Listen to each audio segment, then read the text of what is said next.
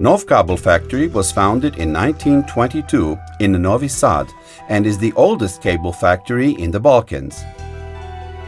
It produces a wide range of medium voltage and low voltage cables and conductors. Its products are used in all major industries: construction, petroleum, automotive, mining, shipbuilding, and so on. NOVKABEL products include thermoplastic cables, rubber halogen-free, phone coaxial cables, cables for electronics and electroacoustics overhead lines. NOVKABEL has invested 9 million euros in new equipment. The company exports its products to Russia, Poland, Austria, Great Britain, and the Balkan countries.